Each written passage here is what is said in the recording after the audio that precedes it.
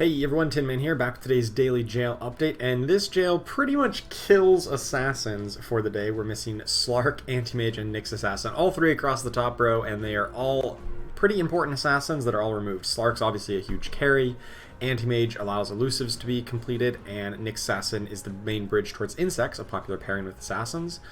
And assassins could generally survive losing one or maybe even two of these, but losing all three really puts a huge damper on any kind of viable assassin strategy. I'd definitely try to avoid them if at all possible today. Next, in the next row, we've got Magnus, who's out as a brute, and I know brutes are still very strong in the current meta, even after the Ogre Magi nerf, but honestly, I don't think Magnus being removed is that bad of a deal. You still have Axe and Ogre Magi as your very early game brutes, and then build that into Lifestealer and Tramp Protector, and you're still very, very strong in the early and mid game. So Magnus definitely makes it a little bit harder to complete, say, 4 brutes right away, but it's far from impossible and is still very much a viable strategy. So anything that built around brutes is still quite good today.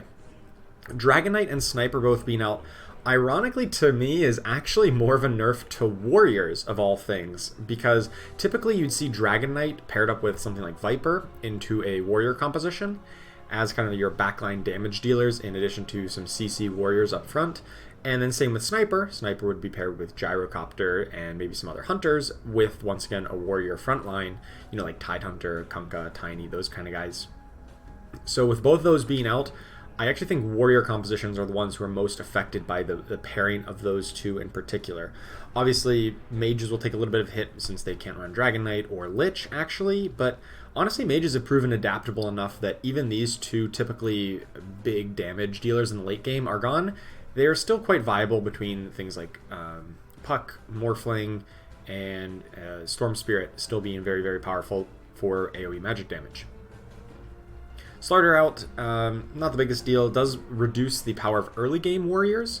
I would try to avoid warriors in the very early game because you can still get the combo of like Tiny, Tusk, and Pudge, and then you get the 3 warrior bonus between 1 and 2 cost units, but that really has no damage output. You really deal very low DPS, low attack damage, and Slarder was kind of the important damage dealer in the very early levels for warrior builds. But warriors are still quite strong in the later game with Tidehunter, Kunkka. You can still run Pudge for Heartless, or Troll Warlord for some late game damage output. But with Slarder missing, I'd try to move warriors a little bit back in your priority, and then you can pick them up a little bit later in the game when they're a bit more impactful and you have other damage dealers, like, say, Arc Warden, for instance.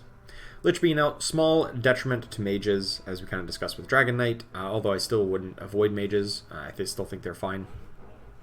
And Necrophos being out is probably a big loss to healer compositions, mainly Knights, the Knight Troll healer kind of build. It really hinges around Necrophos and Abaddon to provide some damage and sustained healing output through the Heartless bonus and his ability.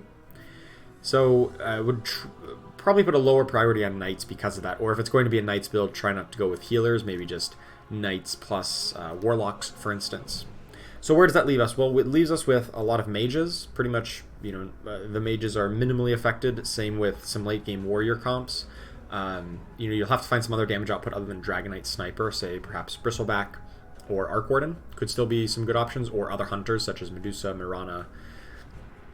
You can also run Legion Commander comps. A lot of my favorite Legion Commander comps are all still very viable, and I'm sure you've seen me play those many times here on this channel. As well as kind of Beastmaster, like Heartless combos, big physical damage output builds with the early game Heartless, and then building those into Beastmaster, Bristleback, or other physical damage sources like Hunters is still very viable given the current jail. Also, most Scrappies for like a Scrappy Mage build are available. You're missing Sniper, but that's not the biggest of deals. So the kind of Inventor, Scrappy Mage, even if you're missing Dragon, maybe you don't want to care too much for the Dragon build though. But Snapfire is still a pretty good combination with the Inventors. So that's what the meta is going to look like today. Good luck in your games today, and I will see you tomorrow. Thanks for watching.